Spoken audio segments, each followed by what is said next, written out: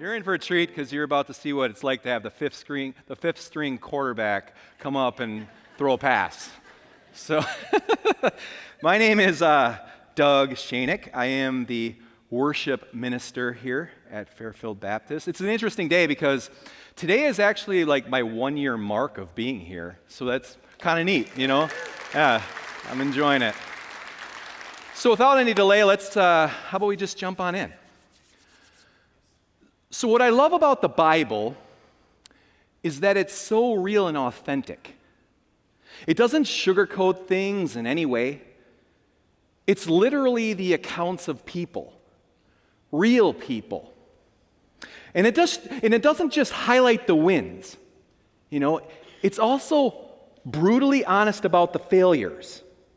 Some of our biggest biblical heroes have some of the biggest monumental failures. Their accounts give us answers on how to navigate and align ourselves and our lives with God's will. And as we look at one last encounter with Jesus, I would like to look at one gentle woman's encounter in a different light. Yes, it's about this amazing woman's faith, but her account also teaches us something through her actions and response. My hope is that her encounter with Jesus will settle into our hearts as we move into 2025. And being a new guy here at Fairfield Baptist, I want to let you all know this message doesn't reflect anything I've witnessed or conversations I've overheard. I honestly believe that if we're really serious about making disciples who make disciples, I feel this message could be a good tune-up as we share the love of Jesus into the next year. So I'd like to start by asking a question. Is it just me, or have we seen the increase of people being offended? Everywhere I look, I see people continuously moving from the position of offense.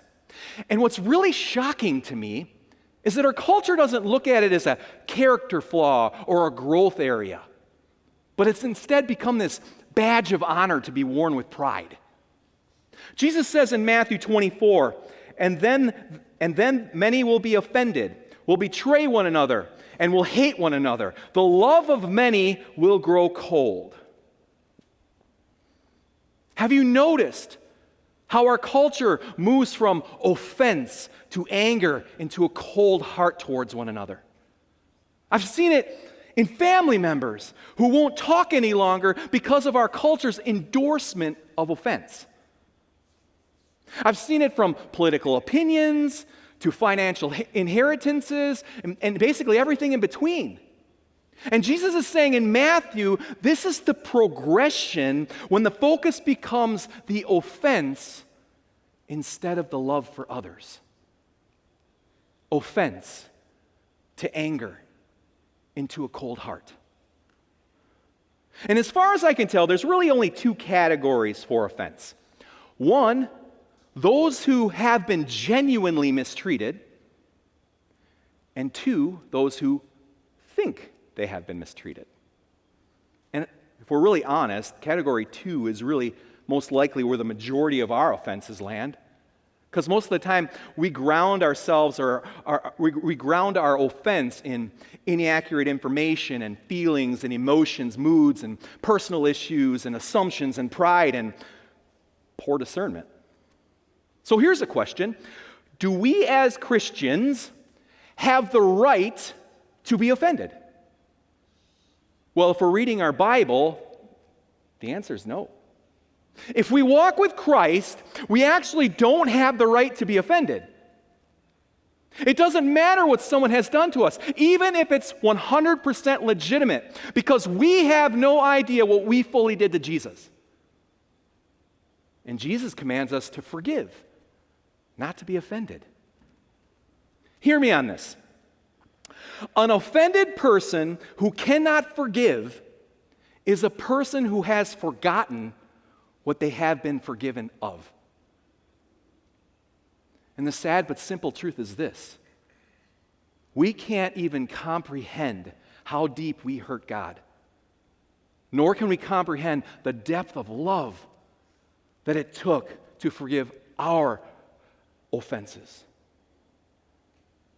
Luke 17:1 says, "Then he, Jesus, said to the disciples, 'It is impossible that no offenses should come, but woe to him through whom they do come.'" Jesus is talking to believers here. He's saying, I don't care who you are, everyone will have offenses coming at them. But did you notice what he didn't say? Jesus didn't say it's impossible for you to not get offended. See, having offenses come at a person and being an offended person are two completely different things. Offense is what happened. Offended is a reaction. Offense is an event. But being offended is a choice. Jesus is saying offenses are inevitable, but being offended is optional. And if Jesus says offenses are inevitable and being offended is optional, that means it's possible for us to be unoffendable. So, if we as Christians have no right to be offended, what do we do in a culture of offense? How do we move into being unoffendable? Well, here's what James 1:19 says. "Understand this, my dear brothers and sisters, you must all be quick to listen, slow to speak, and slow to get angry." I believe in our culture we are being trained to do just the opposite. Just look around. Very few people are listening, and the majority are very, very fast to speak their opinions while being easily offended and easily angered. Did you know that Jesus was asked directly 183 questions? Of those 183 questions, how many do you think that he responded to directly, like gave a direct answer? The answer is Jesus answered exactly 3 questions directly. But while Jesus was asked 183 questions, he asked others 307 in return. But why? He did this because he was invested in the hearts of others. And because of that, he was slow to speak and quick to listen, teaching a kingdom principle with his responses. It's like what Pastor Darren has been saying many times. Jesus is doing heart surgery in his dialogue with others. Have you noticed? People are becoming more and more angry with one another. Our anger it's been supercharged, and it's created and escalated, creating this culture of offense. All the things that would have never angered us now infuriate us. We are being trained to no longer gauge our offense against the hearts of the people we love. It's all focused on the issue. Whatever the issue is. And honestly, I don't think being easily angered and agitated is pleasing to God. Does being in a state that's easily angered make us more like Jesus? Is progressing from offense to anger leading people into the freedom, life, and joy that's found in Jesus? Does this process make us more loving? Is it drawing people into a more joyful life? Because I don't think it is. So I'd like to look a little further at James 1 and go from 19 to 20. "Understand this, my dear brothers and sisters. You must all be quick to listen, slow to speak, and slow to get angry. Human anger does not produce the righteousness God desires." Our human anger, whatever it is, from the smallest offense to the major betrayal, whatever it is, our human anger does not produce the righteousness God desires. I'm a huge comic nerd. And I'm not just your average comic nerd. I'm a mega nerd. You might see like my tattoos popping through my arm from time to time and probably think, rocker, toured all over, got caught up in the life, got all these tattoos. No, actually no. Aside of my Philippians 2 life verse and the Trinity tattoo on my arm, my entire arm is Spider-Man. And if that doesn't tell you I'm a megadork, please come by my office for a visit. So Daniel and I have this pranking competition going on. He decided to go buy a superhero action figure that I absolutely can't stand, and he hid it in my office. Daniel only knows that I dislike the character, not really much beyond that. But here's the thing. It's a struggle for me to not pick up offense with this one particular character. This may seem silly to you, but it's not to me. And because I'm a megadork, I have all the insider information, stuff that Daniel's not aware of. I know how the comic book and video game industry is using characters like this to indoctrinate kids into a non-biblical mindset. And this particular character also insults my very purse and deep memories I have with my mother before she died. She's the reason why my arm is Spider-Man. With that said, I was never once offended by Daniel. It was an awesome, he did this twice. It's an awesome joke, and it was great. We're still at it. I think he owes me one. I'm using this to articulate we are not immune to the temptation of offense, even when we may be correct or think we're correct in a situation. So here's another question I want to lay at your feet. Do we want to be right, or do we want to make a difference? Hear me on this. Jesus is so loving, he allows people to be wrong while allowing people to think he's wrong. So I would hope that we as Christians, we'd want to make a difference rather than letting our flesh or our feelings or our emotions direct our actions. I mean, seriously, as Christians, wouldn't we rather want the Spirit of God directing our actions? Wouldn't we as Christians want to make a difference? I mean, wouldn't we rather desire to win someone's heart to Jesus rather than winning an argument? Jesus never once told us we had to be right, but he did say we have to be loving. And I don't know how we can do that when we pick up offense. And I don't know how we can do that when we're angry with one another.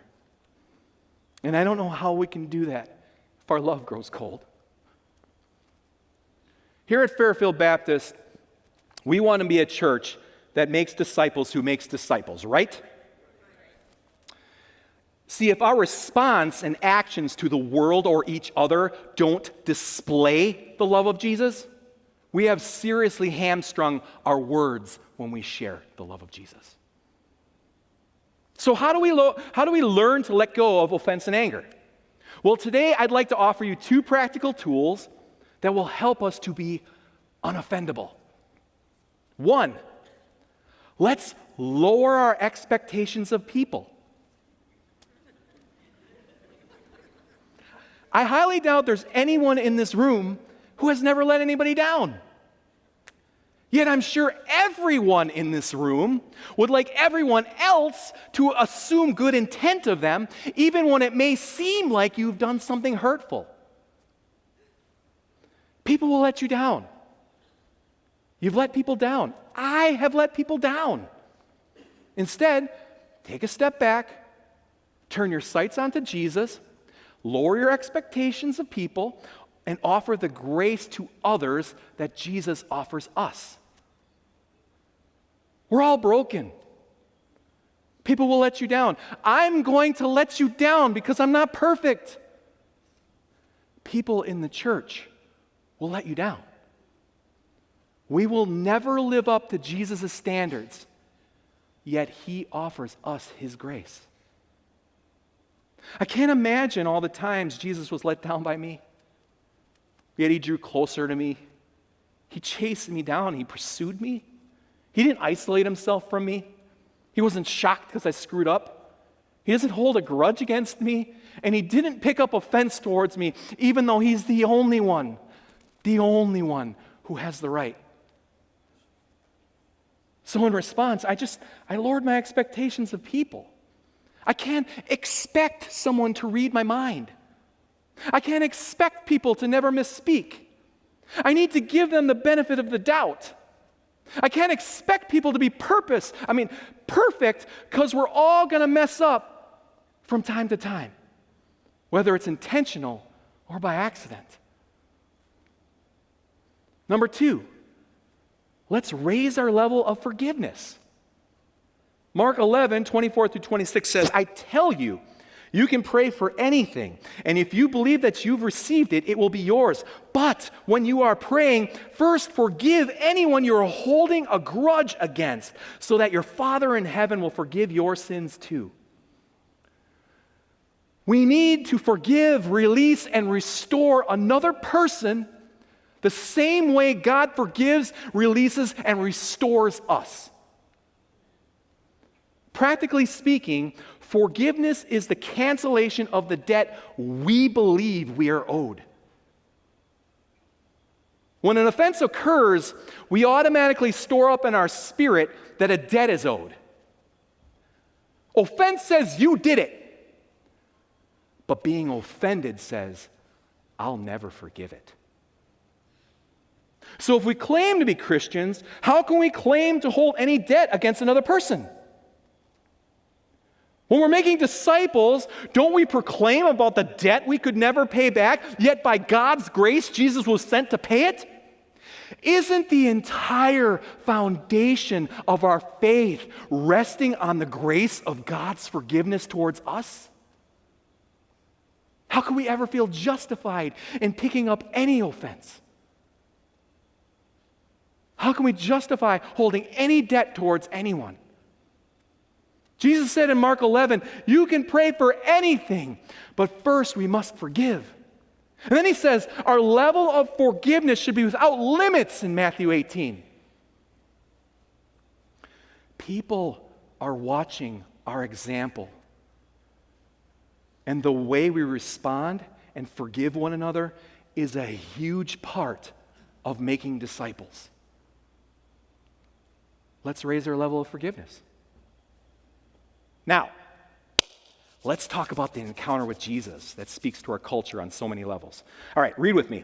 Matthew 15:21-28 says, leaving that place, Jesus withdrew to the region of Tyre and Sidon. A Canaanite woman from that vicinity came to him, crying out, Lord, Son of David, have mercy on me. My daughter is demon-possessed and suffering terribly. Jesus did not answer a word. So his disciples came up to him and urged him, send her away, for she keeps crying out after us. He answered, I was only sent to the lost sheep of Israel. The woman came and knelt before him. Lord, help me, she said. He replied, it is not right to take the children's bread and toss it to the dogs. Yes, it is, Lord, she said. Even the dogs eat the crumbs that fall from their master's table. Then Jesus said to her, woman, you have great faith. Your request is granted. And her daughter was healed at that moment. Right at the very beginning of this account, there is a possibility for this woman to be offended. This is a Canaanite woman coming up to a Jewish man and his Jewish followers. You see, in this culture, at this time, there were years of massive tension and hatred between these two people groups. Can you imagine the level of contempt and disgust she had to push through being a Canaanite woman approaching a Jewish man, let alone a Jewish holy man? Can you imagine the amount of courage this would have taken? Can you imagine how uncomfortable she was? To have this courage, she had to not pick up the offense of discrimination. I wonder how many people, especially in our day and age, would have stopped right here. Missing out on their breakthrough with Jesus because someone didn't like them for whatever narrow-minded reason. But not this woman. She kept her focus on Jesus.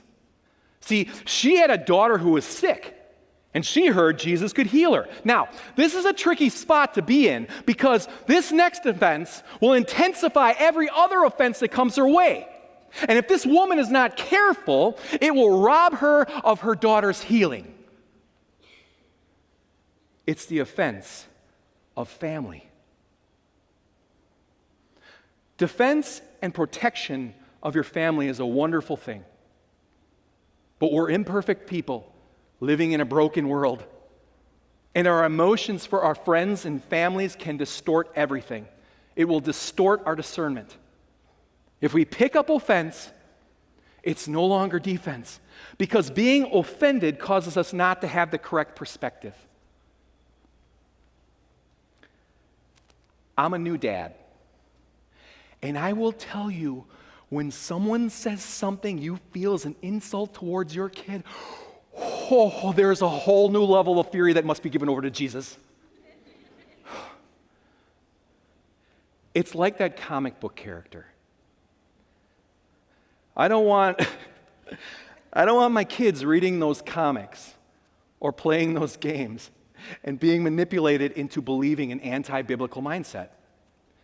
And then you throw on top of that how the character insults my memories with my deceased mother. The offense of family will heighten everything. Seriously, how would any one of us feel in this woman's moment? When you're doing something out of love for family in the middle of a group of people who hate you, how easy would it be for us in our day and age right now just to lash out in a culture that says, you're justified? Not this woman. Instead, she cried out, "Lord, Son of David, have mercy on me. My daughter is demon-possessed and suffering terribly." What does Jesus do? Jesus did not answer a word. See, this woman now had to decide if she was going to pick up a massive offense that sets our entire culture into a tizzy. That's the offense of being ignored. I wonder how many of us would have stopped at this point, or maybe ranted about our disgust on social media. Think about it. This lady came all this way. She pushed through people who hate her for no good reason. All of this, and Jesus ignores her. And on top of it, it's not even for her. It's for her family. It's for her daughter. How offended would our culture be today at this point of her story? Jesus doesn't even acknowledge her.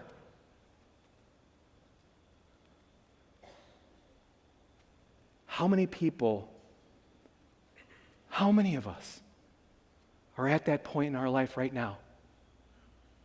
You're crying out to God for something so important, and you don't hear a yes or a no. And maybe you stop talking to God altogether because of it. But hear me out. Because this woman kept going. She didn't pick up any of those offenses coming at her. She was relentless at pursuing after God. However, Jesus still didn't answer. But guess what?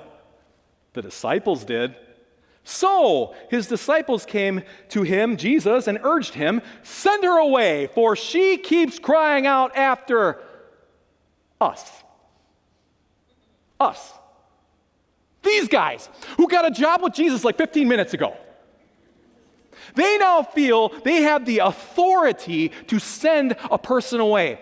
A person crying out to Jesus for her daughter.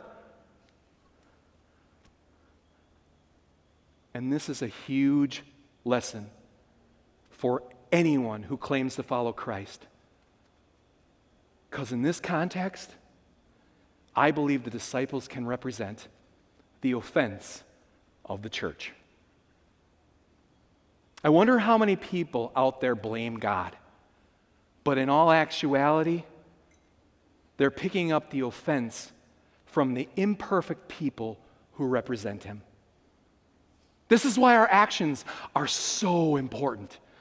This is key when making disciples who make disciples, because people are watching. When I was very young, my mother died, and soon I became homeless. I ran to my home church for help, and they rejected me. They said I wasn't their problem or responsibility. I remember that day as though it were yesterday, alone, sitting on a park bench, rejected by God's people, and I looked up at the sky and I said, God, I hate you. I hate you. And after that, I walked away from God for many years. But that was never God. It was a flawed people who made a mistake. One of the greatest offenses that ever came my way was not from God, but from the people who represented him. And because of that, I picked it up, and I blamed God.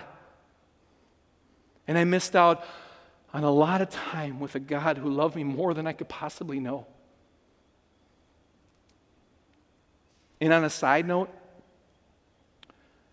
we're not a perfect church here at Fairfield Baptist. We're going to mess up from time to time. But I'm confident I can speak for the elders and staff. If we do screw up, please don't blame God. Come talk to us and give us a chance to make it right. Ask yourself, would you have stopped pursuing Jesus at this point of her story? I mean, how many people will never walk through those doors because of this offense?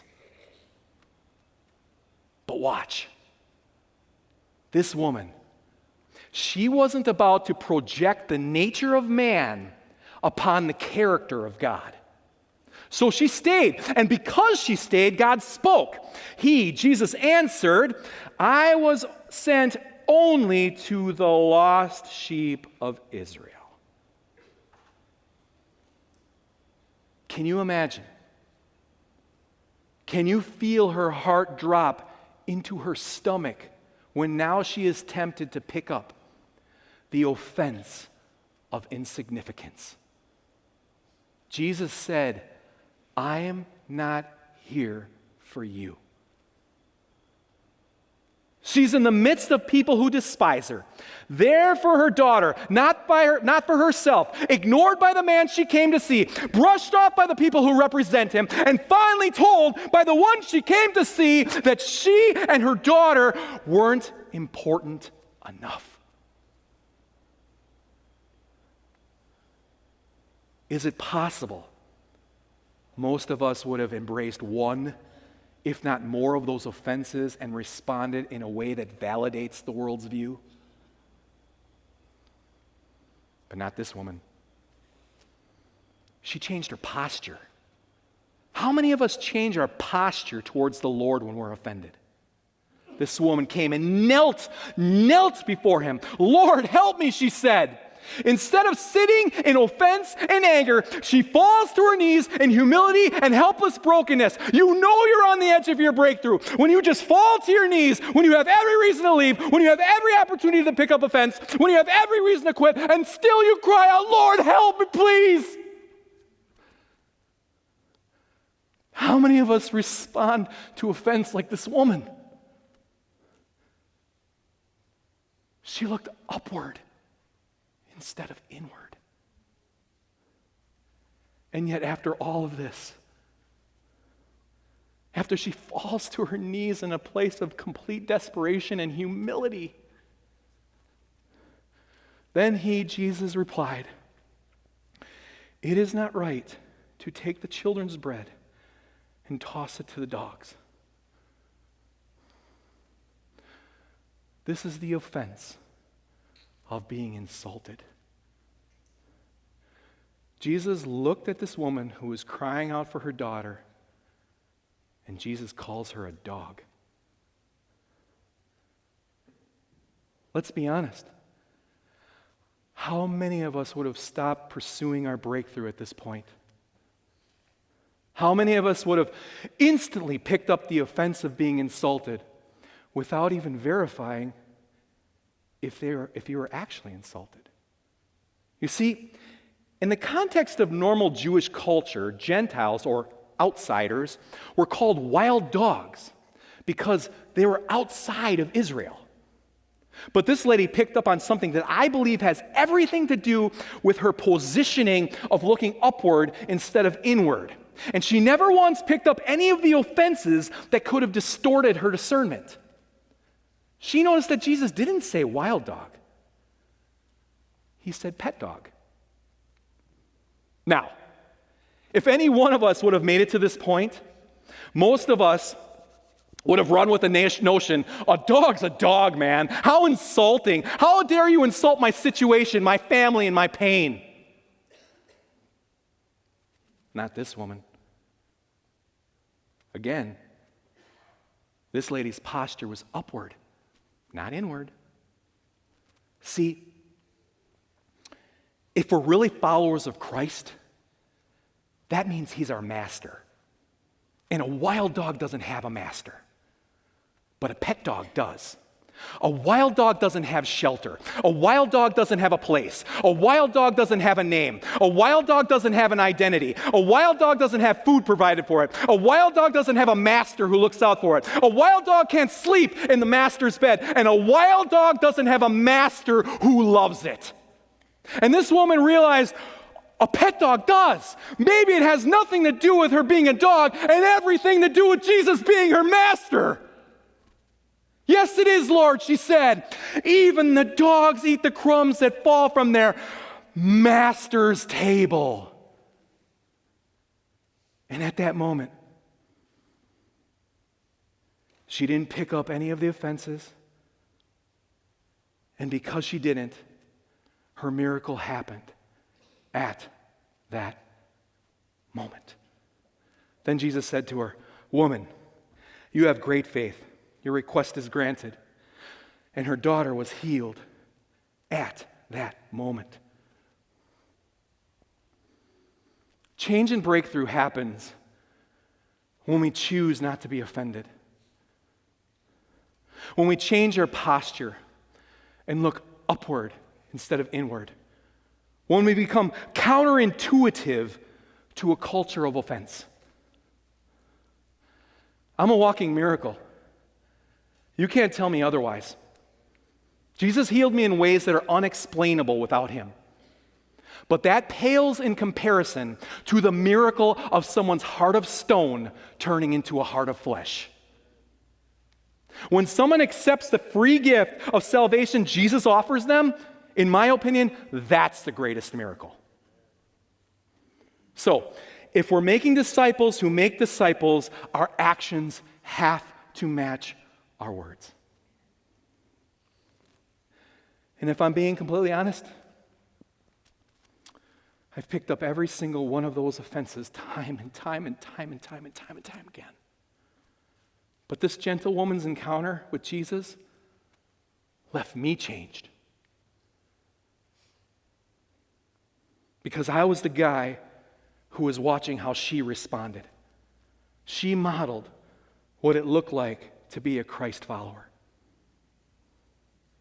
I want to move into 2025 lowering my expectations of people, raising my level of forgiveness, offering the same grace Jesus gives me. I want to look upward instead of inward. I want to be slow to speak and quick to listen. And most of all, I want to lead with love in everything I do. Jesus died for me. And at the very least I can do is represent him well so that others will come to know him as well. Will you join me? Let's pray.